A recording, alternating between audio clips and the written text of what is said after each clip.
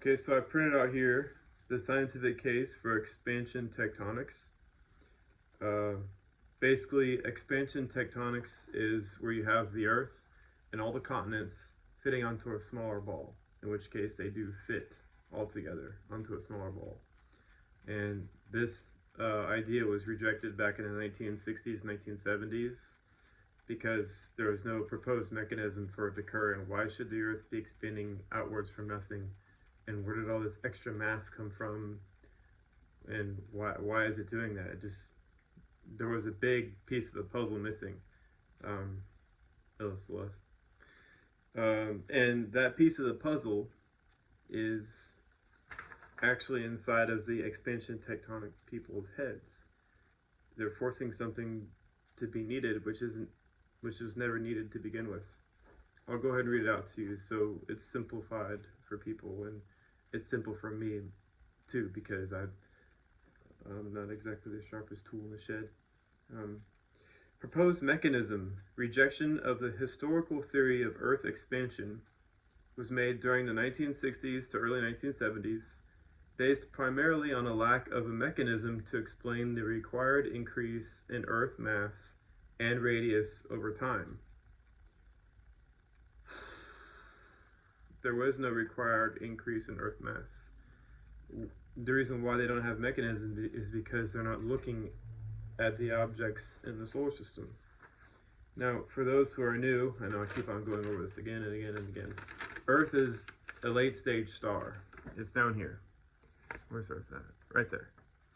Right there. And then you have ocean worlds, Neptunes, gray dwarfs, Jupiters, brown dwarfs, all the way up to sun-like stars and even hotter and bigger than the sun.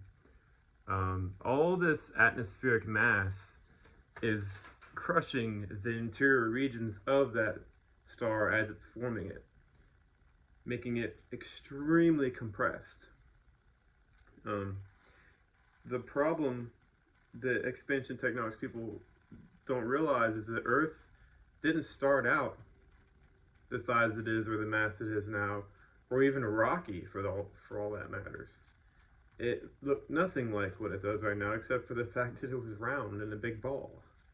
And if they would just let go of the idea that Earth needed to gain mass to do this, but instead lose it, they would go pretty damn far. This would replace all modern geology textbooks to date.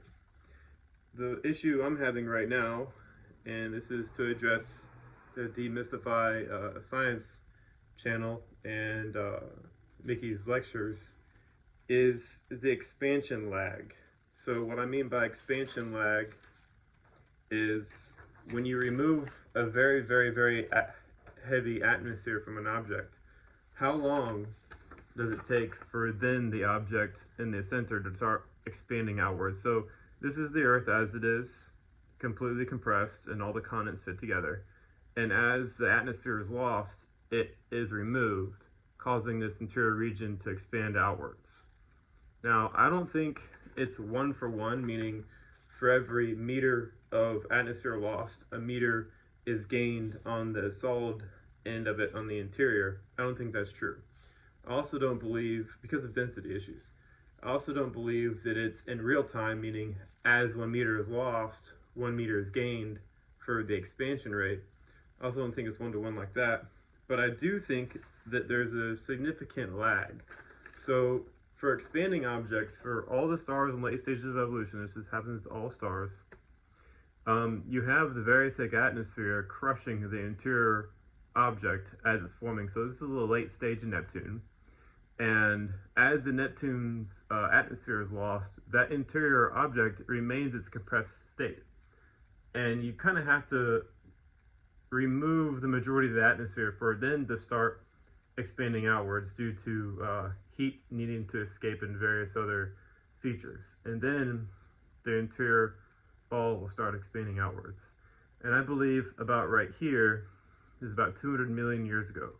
And that would set Earth as being completely covered in thick oceans. And obviously this is a late stage, ocean world. So what we should find is there should be really dense ocean worlds out there that are have watery surfaces, but are heavier than Earth and smaller than the Earth. But those would be pre-expansion Earths, if you will, or old stars, or whatever you want to call them. And that right there is a pretty big idea, and I'm just going to let my viewers chew on that for a little while. It's kind of a big deal. And just keep in mind, when you read the expansion tectonics people, they just go off on a tangent with how mass could be created in the interior of the Earth, which made it its size. No, the mass is lost over time. No extra mechanism is needed. No fancy anything coming into the Earth from outer space that increases mass in a nuclear level. No violations of the conservation of mass, conservation of energy. It's just the thick atmosphere is lost. All right, later, y'all.